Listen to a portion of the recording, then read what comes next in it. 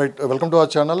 రోజు రోజుకి వైసీపీ నాయకుల్లో సంబంధించి ఒక అక్రమ సంబంధాలు అయితే బయటకు వస్తున్నాయి. అయితే నిన్న దువ్వాడ శ్రీనివాస్ సంబంధించి అయితే పెద్ద ఎత్తున ఒక చర్చ అయితే లేవదీశారు. అంటే ఇంట్లో భార్య ఉండగానే వేరే వ్యక్తిని తీసుకుని వచ్చి ఇంట్లో పెట్టారని చెప్పి కూడా భార్య పిల్లలు పెద్ద ఎత్తున ఆందోళన కూడా దిగారు. అయితే ఆయన భార్య పిల్లల మీద కూడా అటాక్ చేయడానికి కూడా వెనకడు వేయలేదు. సో మొత్తం మీద పరిణామాలు చూస్తుంటే అంటే జగన్ గారు వాళ్ళ మీద ఎలాంటి యాక్షన్ తీసుకుంటారని చెప్పి ఒక ప్రశ్నలు అడుగుతున్నారు. అయితే ఇదే అంశంపై మనతో కూడా మాట్లాడడానికి నటుకుమార్ గారు ఉన్నారు. సో మొత్తం మీద ఆ రోజు అంబటి రాంబాబు కావచ్చు, ఈరోజు దువ్వాడ శ్రీనివాస్ కావచ్చు, అవంతి శ్రీనివాస్ కావచ్చు, ఎవరిని తీసుకున్నా కానీ అక్కడ విజయసాయి రెడ్డి నిన్న మొన్న విజయసాయి రెడ్డి కూడా మొత్తం ఇదంతా చూస్తున్నామంటే పరిస్థితులు అక్రమ సంబంధాల చుట్టే తిరుగుతుంది. సో మొత్తం మీద దీని మీద రేపు జగన్మోహన్ రెడ్డి గారు యాక్షన్ తీసుకునే అవకాశం ఉందా, లేదా వీళ్ళని ఇలానే ఆయన సపోర్ట్ చేస్తూ ఉంటారని చెప్పి కూడా పబ్లిక్ నుంచి వస్తున్నారు. తీసుకుంటారండి. ఇందాక దువ్వాడ శ్రీనివాస్ గారు అమ్మగారు చెప్పారు కదా, అమ్మా ఈమెకు ముందు విడాకులు ఇచ్చేయండి, ఎలా టైంతో ఎలా కాపురం చేస్తున్నారని ముందే చెప్పారంటున్నారు కదా. ఆ పెళ్ళిడికి వచ్చిన పిల్లలు చెట్టంత ఎదిగిన పిల్లలను వదిలేసి విడాకులు ఇచ్చామని చెప్పారంటే ఒక అధ్యక్షుడు ఏం చెప్తాం? ఆ పిల్లలు రాత్రంతా అక్కడ ఉండి మా నాన్న కావాలని అడుగుతుంటే ఆ భార్య వచ్చి మాకు కావాలంటుంది. ఓకే, మీ ఇంటర్నల్ ఏమైనా గొడవలు ఉండొచ్చు. ఒక ఆమె వచ్చి ఆయన చెప్పినవన్నీ నిజాలు ఉండొచ్చు. కానీ ఒక భార్య ఒక పిల్లలు ఒక రూమ్లో ఉన్నప్పుడు ఒక రిలేషన్షిప్ ఎలా మెయింటైన్ చేయొచ్చో మాధురి గారు చెప్పాలి. ఆ రిలేషన్షిప్ ఈ సుప్రీంకోర్టు ఆర్డర్ ఏమని చెప్పిందంటే మీకు ఇష్టపడితే రిలేషన్షిప్ ఉండొచ్చు అని చెప్పింది. అంతే తప్ప భార్య ఆ పిల్లలు ఉంటుండగా వాళ్ళ మధ్యలో నేను కాపురం చేస్తాను అంటే సుప్రీంకోర్టు ఎక్కడ కూడా చెప్పలే. ఆ పిల్లల్ని బయటకు తోసి ఆ భార్యను బయటకు తోసి కాపురం చేసుకోమని ఏ సుప్రీంకోర్టు ఆర్డర్లో కూడా లేదు. పెద్ద అడ్వకేటు వాళ్ళ బావగారు చెప్పింది, ఆమె చెప్పింది. వాళ్ళకు 3 పిల్లలు ఉన్నారు. వాళ్ళ హస్బెండ్ని అడగండి, మరి అలా చెయ్యొచ్చా, అలా ఉండొచ్చా? వాళ్ళ హస్బెండ్ కూడా చెప్పాలి. ఎందుకంటే ఆమె మాటల్లోనే నేను చెప్తున్నాను, ఆమె మాటల దాంట్లోనే. అలాగే దువ్వాడ శ్రీనివాస్ గారు, ఓకే మీ వ్యక్తిగత గొడవలు ఉండొచ్చు, ఆమెకి పార్టీ ఆకాంక్ష ఉండొచ్చు, ఆమెకి పార్టీ పదవి మీద వ్యామోహం ఉండొచ్చు. మీకు ఇష్టం లేదు కదా మీరు డైవర్స్ చేయండి. మీకు ఇష్టం లేదు కదా మాధురి గారు మీ హస్బెండ్తో డైవర్స్ తీసుకోండి.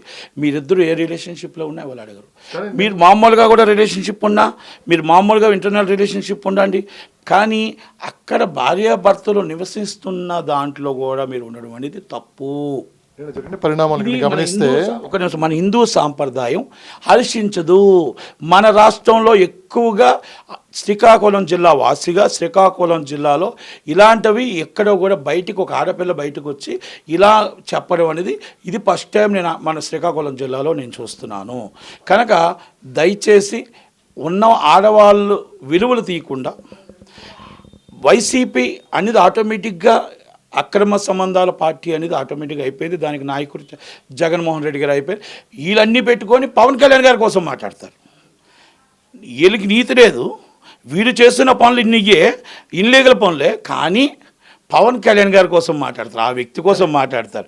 అంటే ఇలాంటి వ్యక్తుల్ని మరి క్రమశిక్షణ చర్య తీసుకుంటారు అని అనుకోవడం తప్పే. చెల్లెల్నే వదిలేసి చెల్లెల మీదే అసభ్యకరంగా పేడ్ ఆర్టిస్ట్గా అసభ్యకరంగా మాట్లాడించిన జగన్మోహన్ రెడ్డి గారి దగ్గర ఈ క్రమశిక్షణ చర్య వస్తుందని మనం నమ్మగలుగుతామా? నమ్మలేము. తల్లినే వదిలేశాడు ఆయన. బాబాయినే చచ్చిపోయిన తర్వాత బాబాయ్ ఎవరో నాకు తెలియదు అన్నాడు. ఆయన కోసం మనం నమ్మగలుగుతామా? ఇక అంబటి రాంబాబు గారికి ఇంకో ఎక్కువ పదవి ఇస్తాడు. వాళ్ళకి కావాలంటే అవంతి శ్రీనివాస్ గారు ఇంకా పెద్ద పదవి ఇస్తాడు. దువ్వాడ శ్రీనివాస్ గారు భార్యను వదిలేస్తే ఇంకో పెద్ద పదవి ఇస్తాడు. అంటే ఇది వాళ్ళ పార్టీ నైజం ఇది. కనుక ఇలాంటి వాళ్ళకి ఆల్రెడీ పార్టీ బుద్ధి చెప్పింది, జనాలు బుద్ధి చెప్పారు, ప్రజలు బుద్ధి చెప్పినా కూడా వీళ్ళంతా ఇదే పార్టీ ఇదే సంబంధం అనేసి. కనుక వాళ్ళ మీద ఆ రోజు ఇక్కడ టీడీపీ పార్టీ కానీ ఇంకొకరు కానీ ఎవరు కూడా అక్కడ ఇన్వాల్వ్ కాలే. ఆ భార్య ఆ పిల్లలు రాత్రంతా అక్కడ కూర్చుంటే ల్యాండ్ ఆర్డర్ ప్రాబ్లం వస్తుందేమో అని పోలీసులు అక్కడ ల్యాండ్ ఆర్డర్ వాళ్ళ డ్యూటీ వాళ్ళు చేశారు. వాళ్ళు డ్యూటీ చేసేటప్పుడు మీరు రాడ్డుతో భార్యను కొట్టబోతే హత్యా ప్రయత్నం చేశారు మీరు చెప్తున్నారు. అది కొట్టబోతే ఒకవేళ అక్కడ పోలీసులే లేకుండా ఉంటే ఒక భార్యని ఒక కూతుర్ని ఇద్దరిని కూడా చనిపోయేవారు. ఇది మీ పార్టీ సిద్ధాంతాలా అని అడుగుతున్నా. ఎమ్మెల్సీ స్థానంలో ఉండి పార్టీ జిల్లాలోనే ముఖ్యమైన నాయకులు, వైసీపీ నాయకులు ముఖ్యమైన వ్యక్తి, అలాంటి వ్యక్తి స్వయాన తన భార్య మీద పిల్లల మీద అది పోలీసుల సమక్షంలో ప్రజల సమక్షంలో దాడి చేయడం చూస్తుంటే సో వాళ్ళ ఆలోచన విధానం ఏ విధంగా ఉందంటే మీరు ఏం చెప్తారు?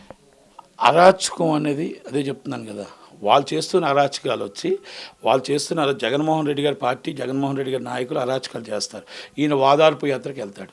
వాదార్పు యాత్రకి వెళ్ళి ఇది టీడీపీ వాళ్ళు చేసింది అచ్చెన్నాయుడు గారు చేయించింది అంటాడు. అక్కడికి వెళ్ళి ఇప్పుడు వెళ్తాడు, ఇవాళ రేపు ఒక ఫ్లైట్ వేసుకొని వెళ్తాడు. అక్కడికి వెళ్ళి ఇది అచ్చెన్నాయుడు చేయించింది అంటాడు.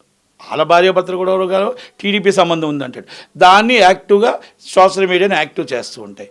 మనం ఏం చేస్తామంటే మనం చేసిన మంచి పనులు కూడా మనం టీడీపీ వాళ్ళం కానీ జనసేన వాళ్ళం కానీ సోషల్ మీడియా ఇన్యాక్టివ్ ఉంది. తప్పు వాళ్ళు చేస్తున్నారు.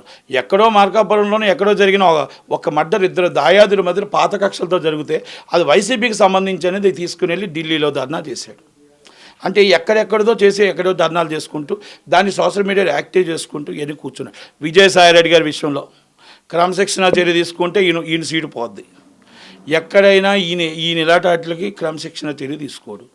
పార్టీ అనేది నైజం అంతే. ఆ పార్టీకి ఇలాంటివి ఏమైనా చేస్తూ ఉంటే ఎన్ని గంధపు చెక్క స్మగ్లర్ చేస్తారా, ఇలాంటివి ఏమైనా చేస్తే అలాంటి కొంచెం ఎక్కువ పదవులు ఇస్తూ ఉంటాడు అంతే తప్ప ఆయన దగ్గర మనం ఆశించి ఇలాంటి వాళ్ళకి మన క్రమశిక్షణ చర్య తీసుకుంటారని, ఈ పార్టీ నుంచి ఆడవాళ్ళకి న్యాయం జరుగుతుందని మనం అనుకోవడానికి లేదు.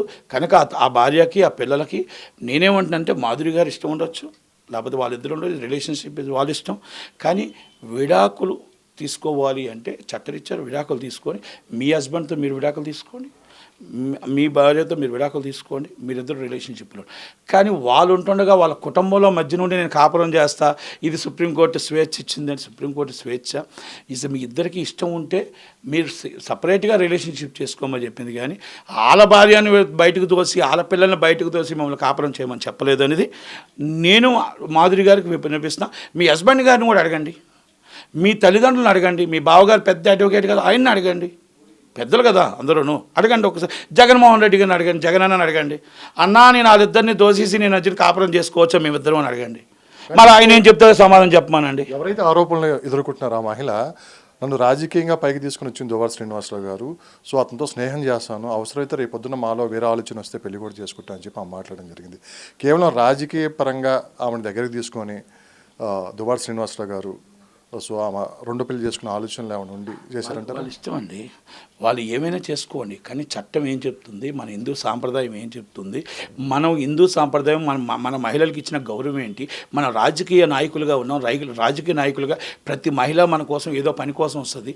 ఆ పని కోసం వస్తే మనం వాళ్ళలోని ఏదో ఆలోచిస్తున్నాం, ఏ విధంగా చేస్తున్నాం, మనం రేపు ఉదయం మన రాజకీయ నాయకులుగా రేపు అందరికీ ఏం చెప్తున్నాం, సభ్య సమాజానికి ఏం చెప్పగలుగుతున్నాం, ఏం చెప్తున్నాం అనేది నేను చెప్తున్నాను. శ్రీకాకుళంలో ఒక సాంప్రదాయం అంటూ ఆడపిల్లంటే ఒక విలువలు ఉన్నాయి, ఇంకా సాంప్రదాయం హిందూ సాంప్రదాయాలు ఇంకా ఉన్నాయి. కాబట్టి ఆ విలువలన్నీ చంపకుండా నీ భార్యకి ఇష్టం లేదు, మీ పిల్లలు ఇష్టం లేదు కదా మీరు విడాకులు తీసుకోండి, లేకపోతే ఏమైనా తీసుకోలేదు, మీ వ్యక్తిగత విషయాలు.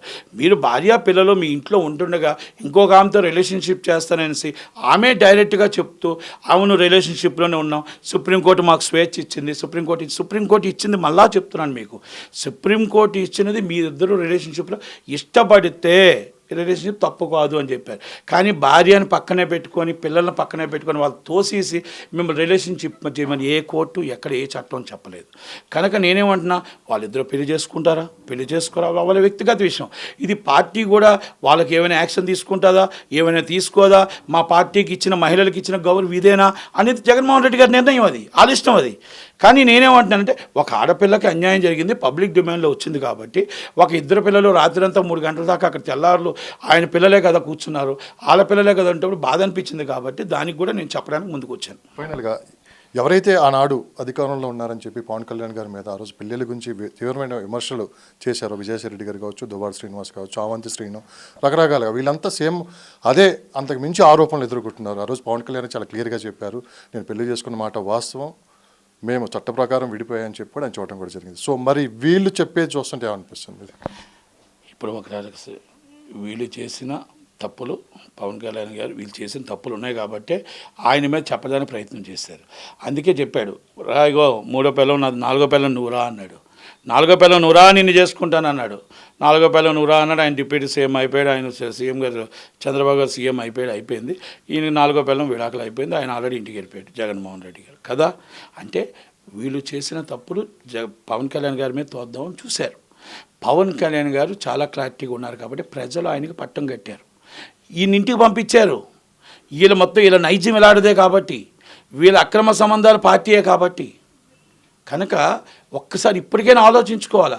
జగన్మోహన్ రెడ్డి గారు చెల్లులు ఎందుకు వెళ్ళిపోయిందో, తల్లి ఎందుకు దూరం అయిపోయిందో, బాబాయ్ ఎలా చచ్చిపోయాడో, మొత్తం టోటల్గా మీ దగ్గర ఉన్న అక్రమ సమాధాలు ఎంతమంది ఉన్నారో, విజయసాయి రెడ్డి గారి పరిస్థితి ఏంటో, దువ్వాడ శ్రీనివాస్ గారి పరిస్థితి ఏంటో, ఆడబిడ్డల పరిస్థితి ఏంటో, ఆడబిడ్డలకు మీ దగ్గర సెక్యూరిటీ ఉందా లేదా, ఇవన్నీ కూడా జగన్మోహన్ రెడ్డి గారు ఆలోచించుకోవాలా.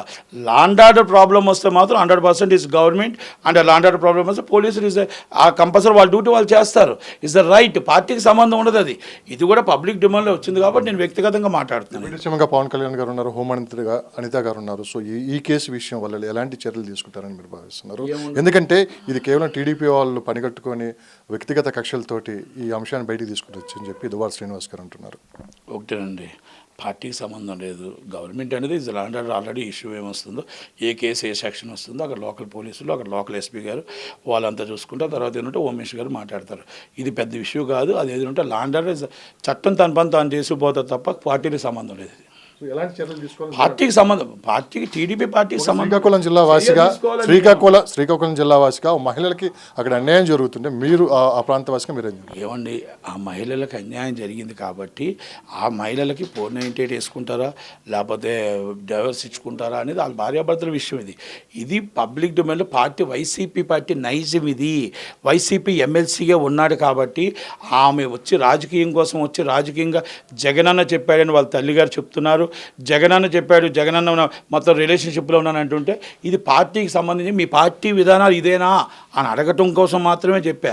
చట్టం తన పని తాను చేసుకుపోతుంటుంది తప్ప నేను అది ఏ అయినా సరే రూల్ ప్రకారం సెక్షన్లు ఉంటే సెక్షన్ ప్రకారం వెళ్తుంది తప్ప నేను దానికి ఏమైనా చెప్పడానికి వాళ్ళ పార్టీ ఏమైనా మహిళలకు అన్యాయం జరుగుతుంది కాబట్టి విధి విధానాలు ఏమైనా ప్రకటిస్తారా, లేకపోతే అందరిలాగే అంబటి రాంబాబు గారి లాగా, విజయసాయి రెడ్డి గారి లాగా, అవంతి శ్రీనివాస్ గారి లాగా మొత్తం అందరిలాగా ఆమెను కూడా దువ్వాడ శ్రీనివాస్ గారికి వదిలేసి ఇంకో పెద్ద పోస్ట్ ఇస్తారా అనేది ఆలోచించవలసిన విషయం.